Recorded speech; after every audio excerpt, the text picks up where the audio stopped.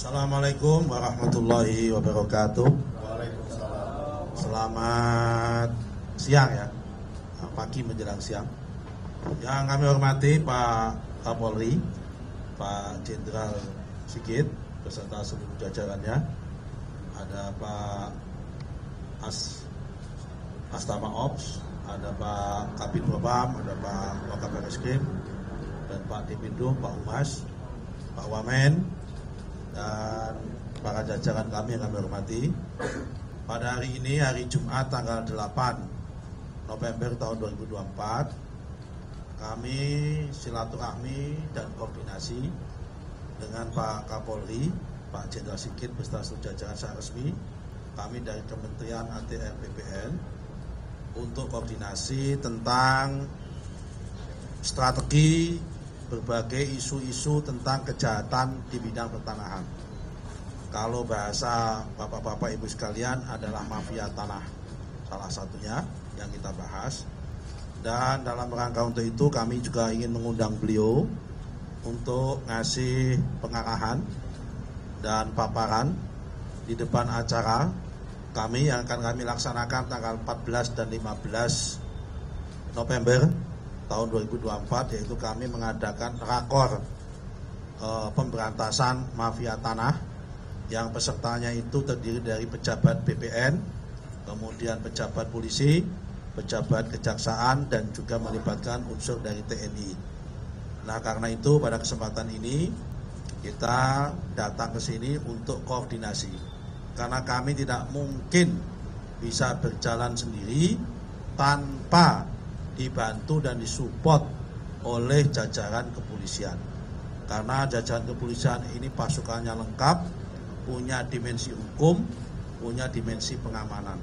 Kami butuh dua-duanya, yaitu butuh hukum dan butuh pengamanannya, terutama keamanan dalam rangka melakukan eksekusi pemberantasan tanah maupun mengamankan dan memberikan kepastian kepada masyarakat tentang hak-hak perdata pertanahan, dan juga kepastian kepada investor supaya investor yang datang ke sini mau berusaha di sini, beraktivitas ekonomi di sini menjadi nyaman dan tidak terganggu dengan adanya ulah-ulah mafia tanah yang setiap hari dengan berbagai akal menggugat status pertanahannya. Saya kira itu yang bisa kami sampaikan. Kami tadi berdua sudah sepakat untuk mafia tanah kita zero toleransi, akan kita gas terus, dan yang sudah terbukti salah akan kita kenakan pasal berlapis. Tidak hanya tindak pidana umum, tapi kita akan kejar sampai TPPU-nya, sampai penggunaan duitnya, tempat penyimpan duitnya, supaya dikembalikan kepada negara kalau itu tanah negara, kalau itu tanah rakyat supaya dikembalikan kepada rakyat. Saya kira itu yang bisa kami sampaikan. Selanjutnya biar Pak Kapolri yang menyampaikan. Assalamualaikum warahmatullahi wabarakatuh. Waalaikumsalam. Assalamualaikum warahmatullahi wabarakatuh. Waalaikumsalam. Salam sejahtera buat kita semua yang kami hormati Bapak Menteri, Bapak Wamen, Bapak Dirjen, dan seluruh jajaran, rekan-rekan pejabat utama, serta seluruh pendamping, dan rekan-rekan media. Tentunya hari ini kami sangat mengapresiasi kunjungan dari Bapak Menteri ATR, di mana tadi beliau sudah sampaikan bahwa kita akan memperkuat kerjasama yang selama ini telah ada, dan nanti kita akan bahas secara khusus di Rakornas. Namun pada prinsipnya tentunya kepolisian mendukung apa yang menjadi program-program, apa yang menjadi kebijakan, khususnya tentunya beliau mendapatkan KPI khusus dari Bapak Presiden, dan tentunya kita akan mendukung sehingga kepastian hukum khususnya terhadap masyarakat yang selama ini bersengketa terkait dengan hak-hak keperdataan, apakah itu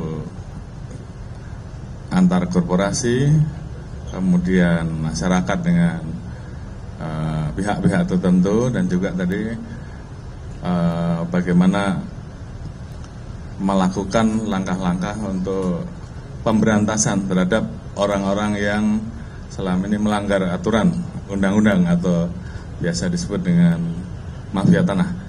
Kami akan support penuh dan segera akan kita bentuk Satgas bersama untuk mendukung program kebijakan dari Bapak Menteri ATR. Mungkin itu yang bisa saya sampaikan. Terima kasih. Wassalamualaikum warahmatullahi wabarakatuh. Waalaikumsalam warahmatullahi wabarakatuh. Cukup ya? Mau nanya Pak, Ya, siapa moderator ini?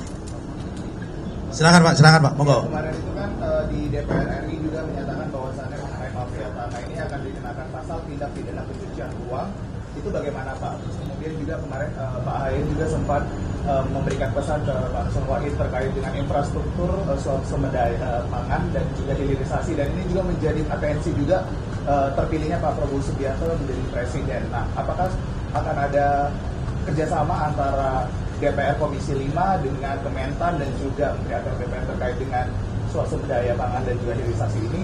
Dan kemudian Pak izin bertanya untuk Pak Lutfi Sigit, Pak, ini kemarin kan juga Pak Presiden Prabowo Subianto juga menyatakan bahwasannya meminta untuk mewanti-wanti adanya disadap seperti itu, dan Pak Prabowo juga menghimbau untuk menteri-menterinya berhati-hati. Apakah nantinya dari pihak Kapolri sendiri ini akan ada upaya untuk bagaimana nantinya supaya tidak terjadi kesadapan terhadap Prabowo Subianto dan juga menteri-menterinya seperti itu, Pak?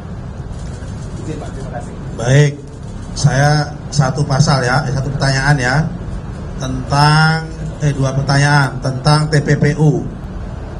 Itulah kenapa kami datang ke sini, karena yang boleh menyidik dengan TPPU atau tidak TPPU itu adalah subjektivitas penyidik. Itulah kenapa kami datang ke Pak Kapolri dan jajarannya untuk berdiskusi, karena beliau yang punya otoritas penyidikan maupun penyelidikan. Kami memang punya PPNS, tapi tidak punya otoritas untuk menyidik. Yang punya otoritas penyidik adalah tetap APH, yaitu aparat penegak hukum. Nah, untuk sampai kepada ke sana, tentu itu adalah membutuhkan pemahaman dan subjektivitas aparat hukum, yaitu otoritas penyidik.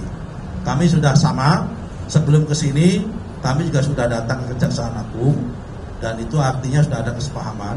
Kalau Pak Kapolri sudah oke, Jaksa Agung sudah oke, maka tinggal satu lagi nanti yang harus kami datangi adalah pihak Mahkamah Agung.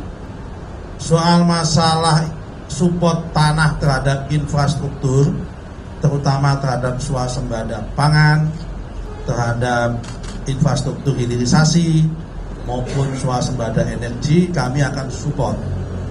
Karena apa? Karena kami salah satunya mengelola tanah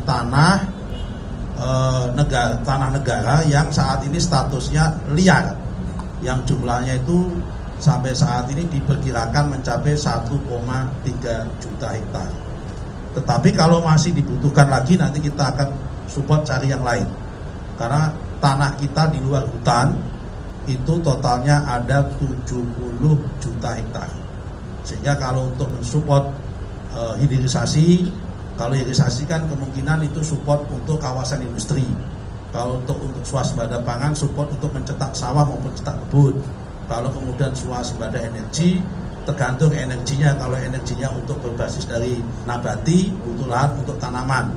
Kalau energinya berbasis dari migas maupun minerba, maka kuncinya adalah mempercepat proses dalam konteks izin pembebasan lahan untuk kegiatan pertambangan.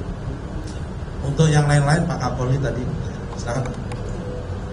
Saya kira di sisi saya, khususnya untuk terkait dengan apa yang jadi kebijakan Kementerian ATR, saya kira sudah jelas.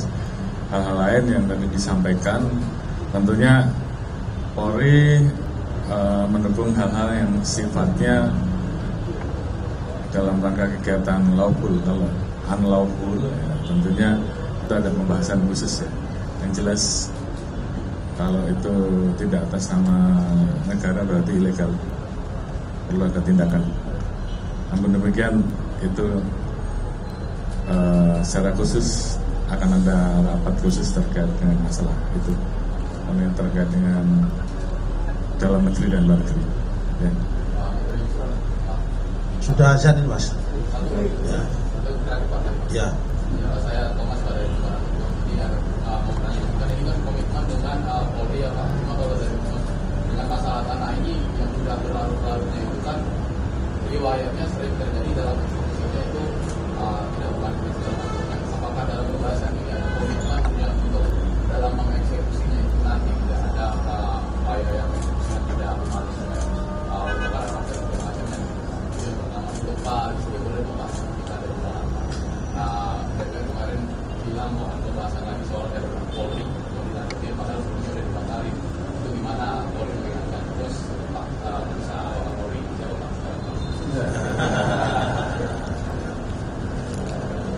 singkat karena sudah azan. Ada 3 jenis konflik pertanahan. Pertama, konflik skala rendah, biasanya itu individu dengan nilai ekonomi rendah. Kemudian yang kedua, konflik dengan skala tinggi, biasanya itu antara rakyat dengan korporasi atau individu dengan individu tapi punya tingkat ekonomi tinggi. Kemudian antara rakyat dengan pemerintah, terutama dalam hal pengadaan tanah untuk kepentingan proyek pembangunan strategis nasional. Itu pasti akan ada tensinya itu. Kami dengan beliau sudah sepakat sejauh ini berusaha untuk mengeliminasi atau mengurangi gesekan, menyelesaikan masalah ini dengan mengedepankan nilai-nilai kemanusiaan. Itu yang kita dahulukan. Kalau nilai-nilai eksekusi itu belakangan, kalau dialog dengan berbasis kemanusiaan sudah ngetop. Saya kira itu, Pak. Ya, saya kira kalau rencana undang-undang Polri kan inisiasi dari rekan-rekan mitra di DPR. Jadi kita tentunya dalam posisi yang mengikuti apa yang menjadi jadwal dan agenda dari teman-teman mitra. Terima kasih.